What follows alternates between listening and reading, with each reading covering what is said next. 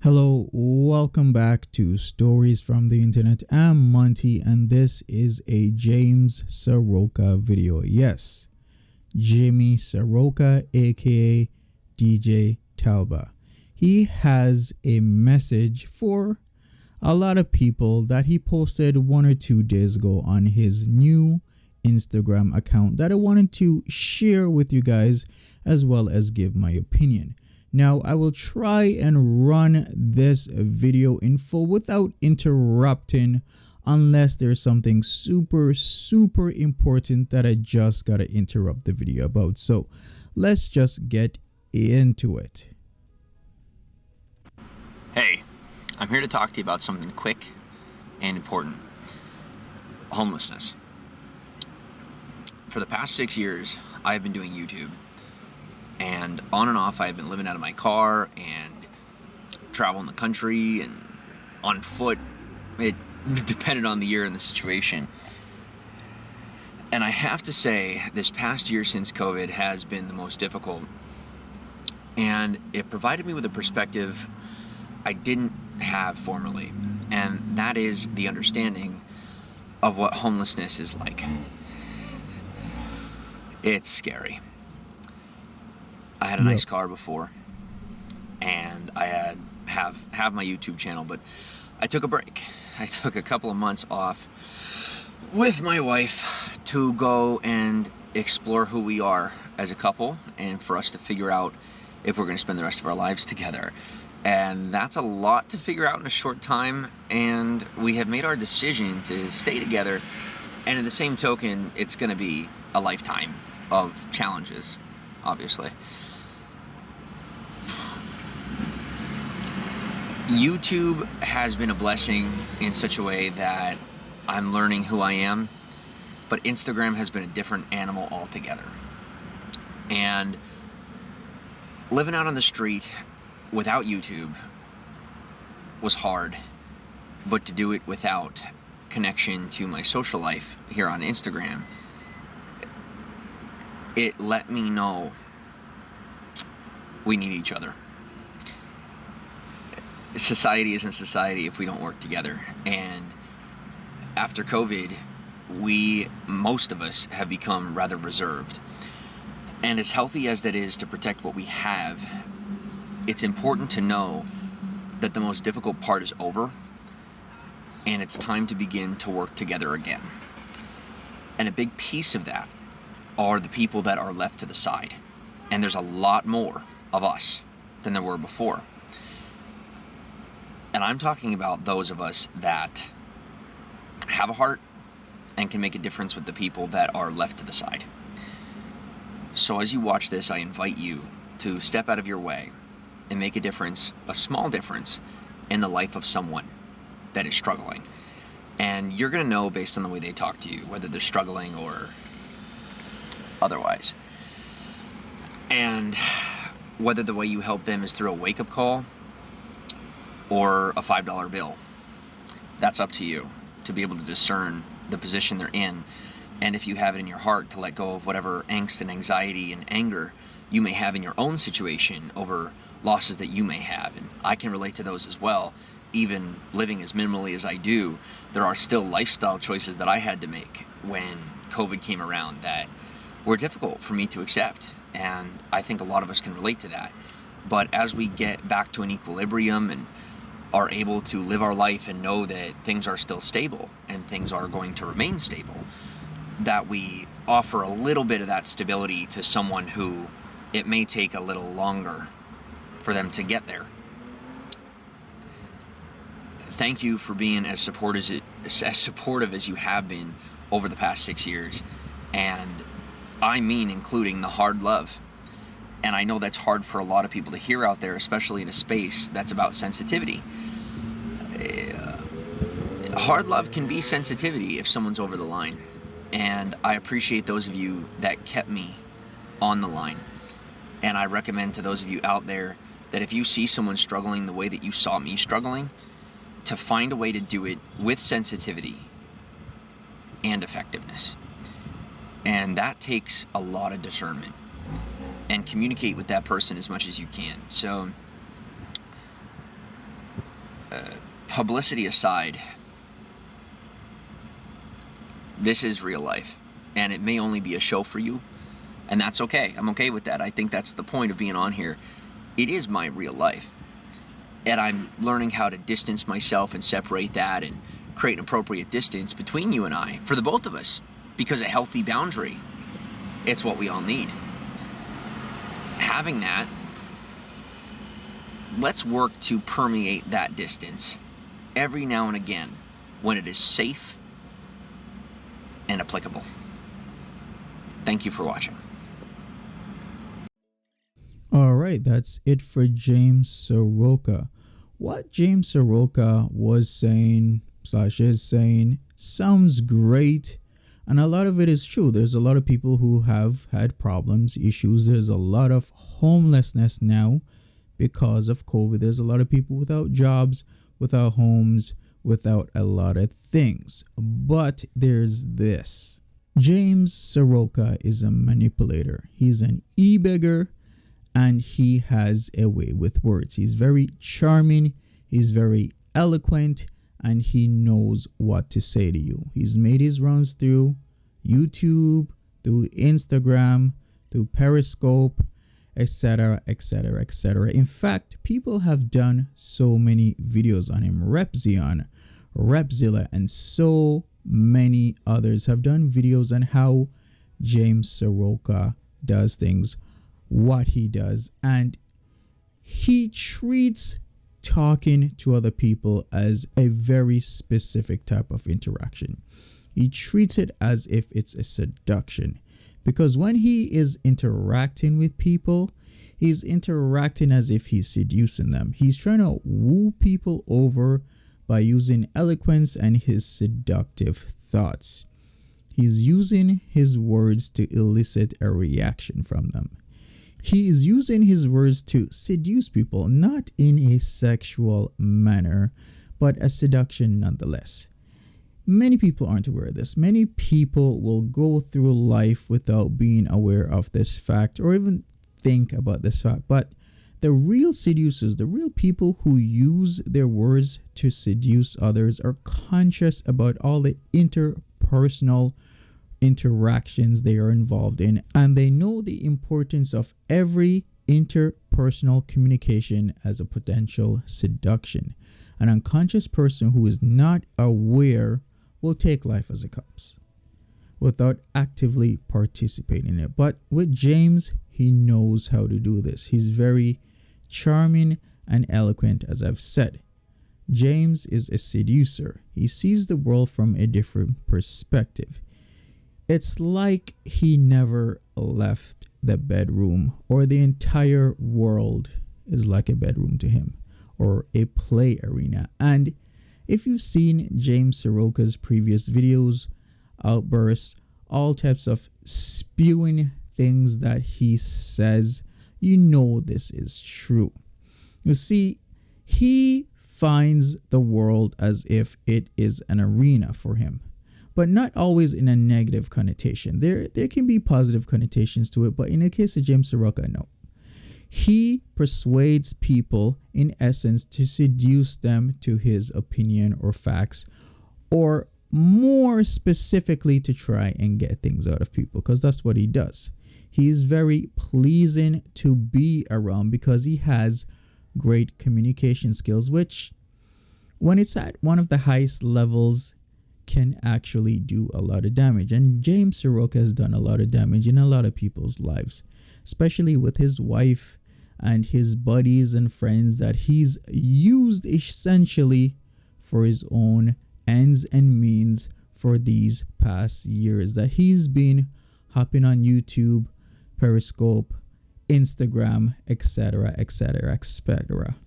Have you ever heard someone speak where they're always so persuasive? For example, Obama Barack, he speaks in a very eloquent and charming manner.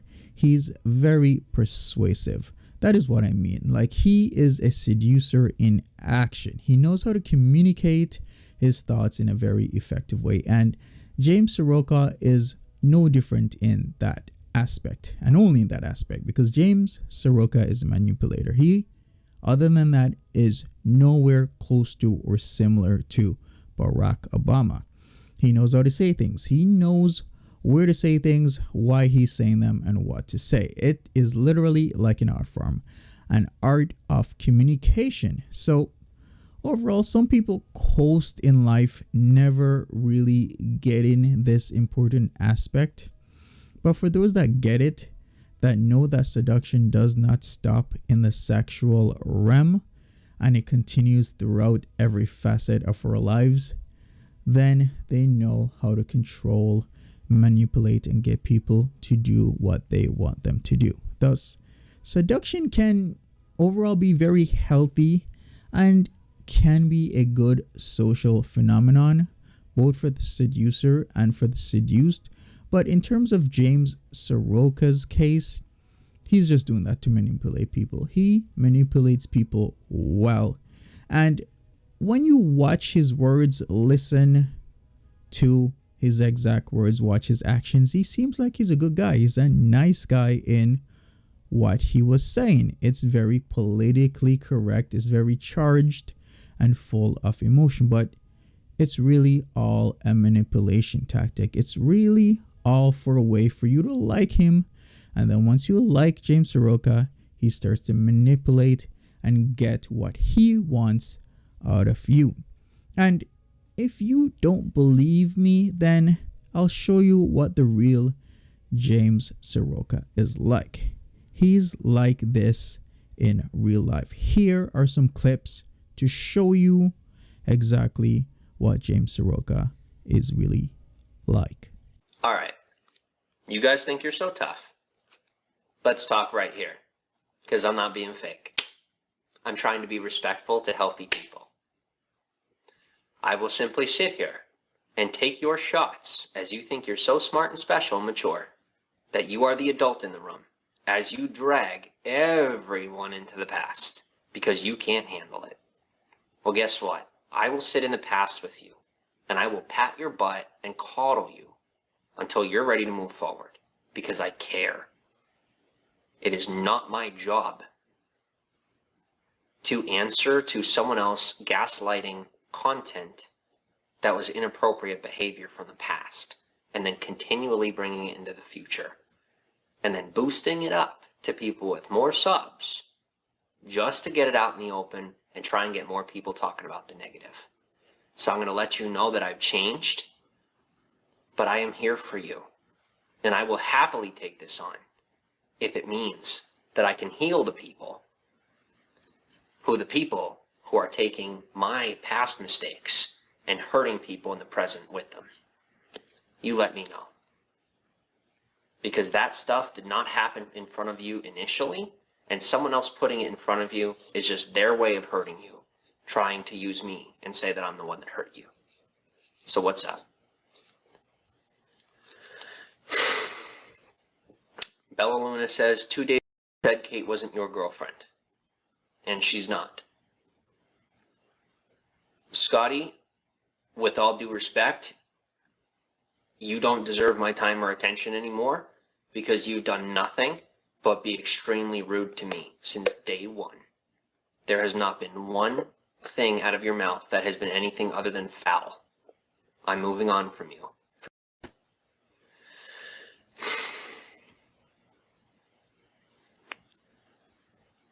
Cray, it's not about not being unbothered. I am bothered.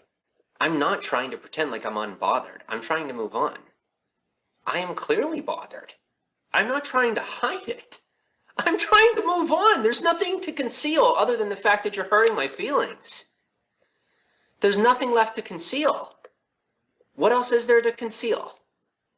It happened. Life happens. Mistakes happen. Really bad things happen to people every day, me included, Kate included. We're both moving on. We'd like to help you do so as well if that's what you need help with. I recognize that to a degree, my mistake affected your life, and I'm sorry about that. But while you pretend you're so concerned about Kate, I'm having trouble believing who's actually concerned about Kate, and Kate is having just as much trouble knowing who's concerned about her. She doesn't trust you because so many of you are just looking for like attention or to be somebody's Jesus, to be, to be her saving grace. And you're only upsetting her further, making her feel like a victim when we're not even fighting anymore. We get along completely and normally because I got all the crazies out of my life. And I got all the crazy ideas out of my head about some, just a whole lot of just weird stuff from my past that had been built into me. So I'm healthy now. And when people say they value that, if you really valued me being healthy,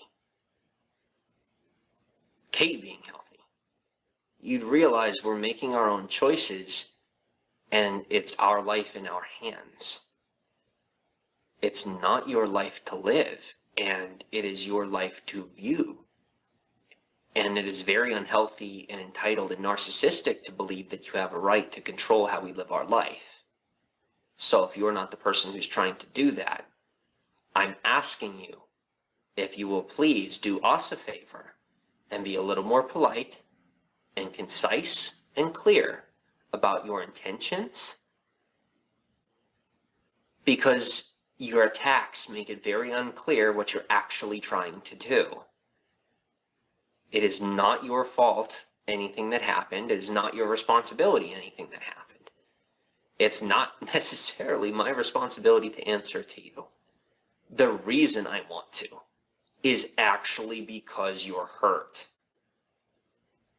I will be able to tell who is hurt and who is not based on when we have a conversation and I'm tender about it. If it doesn't go anywhere, then I don't believe you. But don't look at me like I'm some strange thing that's unrelatable, because I'm normal and I'm extremely relatable. And under the amount of stress I was under, most people would have done far worse than I did. It's not an excuse. I'm just letting you know. You have no idea what I went through. But let's talk about it, because everybody needs to talk about it. So we're going to talk about it because I care, not because I feel pressured to. I do feel pressured to, but the conversation has a lot more to do with your feelings. This is all over. Doesn't seem to be, does it?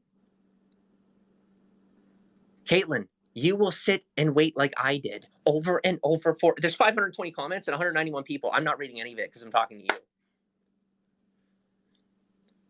And we get to get paid for it. Why do you need that to look crazy? We don't. But you're waiting for the punchline. And if you flinch again for that punchline, this is the last time I should be flinching for your punchline. It's the last time you should flinch for mine. Because they will come. But Katie, that is not your family and you know it. But you have to decide that because it's your past. That's why I'm inviting every Suzuki to my doorstep, because neither one of us need to be afraid anymore of the Suzuki family, the destructive, evil process, as your grandfather pissed on his wife's grave, as your father had to spend $4,000 on the bathroom and then tell you you can't go on vacation. You're trying to tell me that's what I have to do for you. I know you know that. Do the insane thing to justify a mediocre life. He has his portion. Let him have it. Let's never talk about him again. Or her. Or my family. Or anyone else but us. Because we aren't us. This is us. Because this is J-Cat. It's feet piece. And they exist to me. And if they don't exist to you, then you can't exist to me. And I am making that blatantly clear. Go die with them or live with us. That's your choice. Your choice. I choose them and you. But if you don't choose all of us, you get none of us. Because they will find a way to get you off screen. if you will not accept them, because they were afraid that I was going to trade them for you. And now I know that. I'm not trading you for anyone. I'm not trading her for anyone, because we can all be involved in this. Nobody has to be the loser here.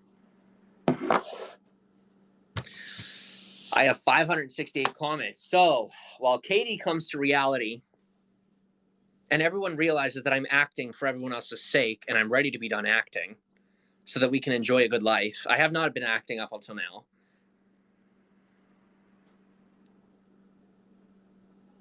But do I need to act? That was very real to me as well. But that's not bipolar. That is an absorbent amount of fear coming from all directions that I somehow know how to handle on accident. And yet I managed it. I talked my way through it. I figured it out because it's not manipulation. It's literally who I am. So if I am living manipulation, well, I mean, I guess I need to get put away. But I ain't Charles Manson, because nobody is going out and killing people here. But Katie's waiting for that to come. And so have you been. Everybody's waiting for the punchline. And it ain't coming. Because I'm just a regular guy. I'm just really smart. And that's okay. I'm happy and smart. It's okay to be both. I know when you meet rich people, I know when you meet poor people, I just want to be middle class in my life, just not in my finances. As Caitlin thinks that now that things feel hunky-dory, that she has a right to clean my blanket. She's going right back to what she thinks is normal. The normal isn't here. The crazy is here, my friend. And you just want the limelight, but you don't want to share it. I do, but you don't deserve it right now. You will earn your way to the equality of my finances. You already have my personal equality. What you do and what you make is not who you are. I said that off screen, and now I'm saying it on screen. When I say things first on screen, you assume that it's fake. It's real. All of it. How are all my stalkers today? How are my stalkers? New location, I see. Oh, what? You guys don't even know me yet. This isn't even the true Jimmy. Wait until I have a bodyguard that can stop any of my stalkers. And then I can actually breathe for a second and be myself. I'm a badass. I'm actually a badass. And I spent a really long time trying to pretend like I wasn't, because I didn't want people to be afraid of me. And then they ended up being afraid of me for another reason. So I guess I'll just tell you that, yes, I can absolutely hold my own for all the pussies out there that keep wanting to square up. Number two, I don't fight because it's stupid. Did you learn from the bad things? I learn from everything. Absolutely. I do. I learn about myself. I learn about other people. I didn't know that I was capable of hurting anyone like the way that I did hurt Kate. I didn't think I was capable of that. And now I know that I am, which tells me, once an abuser, always an abuser. I have to stay on my toes with myself. I am most definitely capable of ending a life if it means saving my own. But my problem is I'm treating things that are not my human person as if they're my human person. That's delusion. So while Katie is off screen because she has trouble telling the truth, I have to stay on screen because realistically, I have to learn the fact that my career is not deciding whether or not I'm alive. I cannot let my career decide that I breathe. I'm breathing. And if I shut this thing off, I'm still alive and I'm okay. Which makes it extremely not okay to hurt someone else if my career is hurting. That's my responsibility to decide whether or not Caitlin should be on my platform right now. And we both agree that she shouldn't be. That's my responsibility.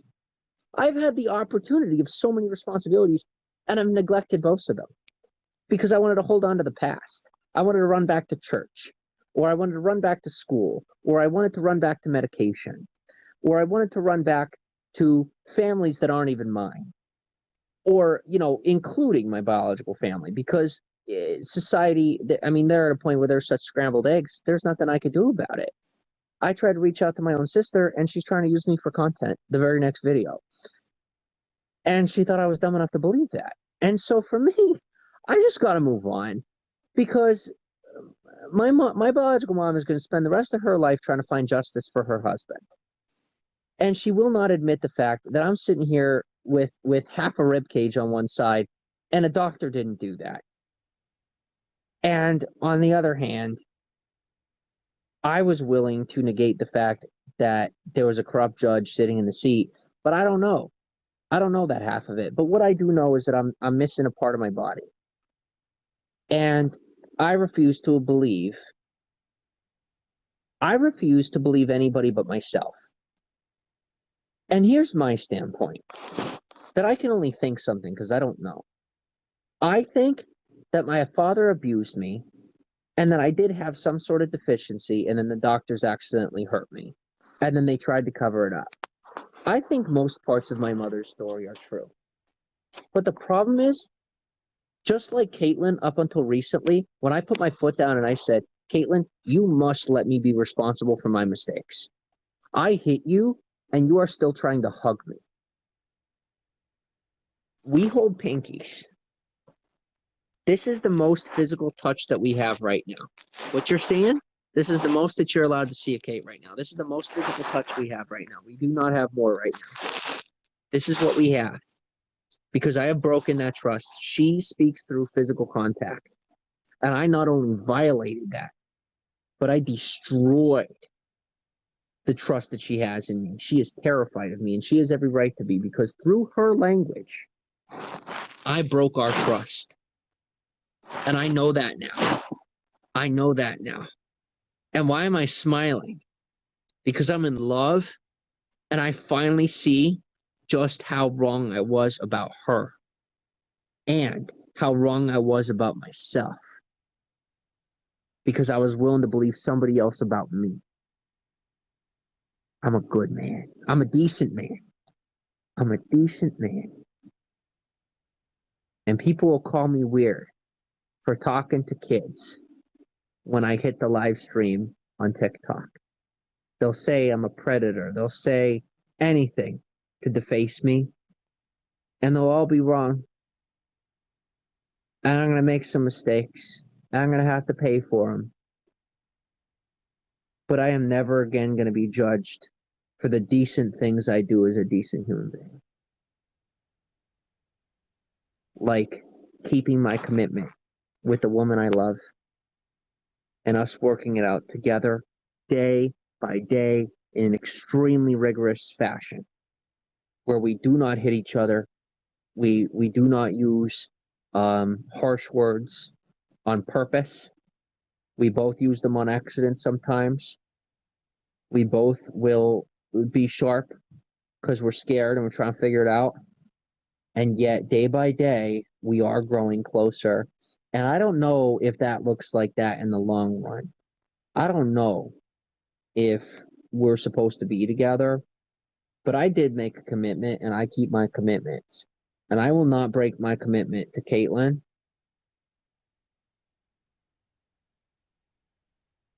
That's it. She's not involved in that. I'm letting you know my truth. I will not break my commitment to Caitlin. I promised to love her and to take care of her. I proposed to her. I promised not to be her everything, but to be everything with her. That is a promise I cannot break, because that's always been who I am.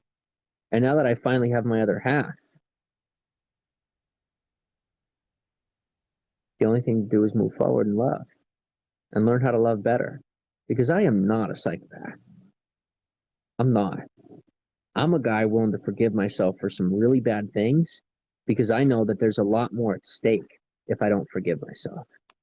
I totally understand if you don't forgive me. But if I don't forgive myself, I will never get better. And I do need to get better.